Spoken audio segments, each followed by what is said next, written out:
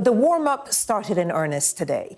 There's controversy over the inclusion of Israel, with calls for the UK entry, Ollie Alexander, to boycott the competition. But the organisers say Eurovision is not the arena to try to solve the Middle East conflict. A warning that this report from our arts and entertainment correspondent Katie Spencer begins with some flashing images. This is a strange old year for Europop connoisseurs, conflicted not over the appropriateness of the Finnish delegation's outfit, but whether they should even watch this year's Eurovision. Uncomfortable questions in some rather uncomfortable-looking shorts. There's no politics allowed. Is that more challenging for you guys at the moment, given sort of what's happening in the wider world? How have you found the sort of steering thing? I don't know, politics are everywhere, so we cannot, and this is so big competition, but then we want to focus our show, and I want to focus the joy and happiness. Israel not on the lineup at this London showcase, designed to woo potential voters just a month before last year's winners Sweden gears up to host. On paper, this year sounds brilliant. Hosted in the birthplace of ABBA, marking 50 years since the band won with Waterloo. But if there's one main rule to Eurovision, it's that politics is strictly off limits. And this year, it's something that organisers couldn't escape if they wanted to. My symphony, play with me. This is Israel's entry, asked to rewrite the original lyrics as they seem to reference the October 7th Hamas attack.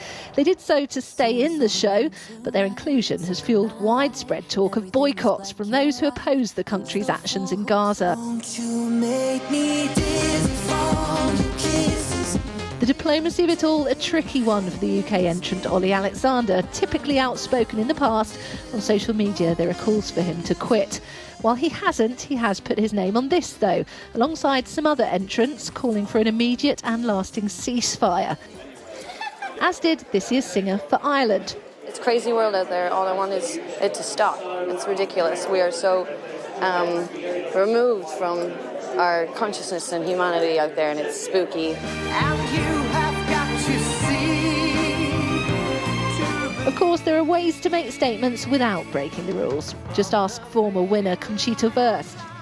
Art is always a reflection of the current state of our world, of the time.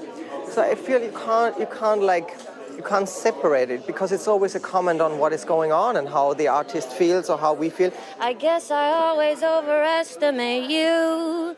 Eurovision is a hard one to ignore. While one London venue has already cancelled its annual screening over Israel's inclusion, we'll find out next month whether boycotts mean less people will be tuning in. Maybe we can dance you back to life. Katie Spencer, Sky News. Well, that was Sky News at 10. Coming up, we'll take a first look at tomorrow.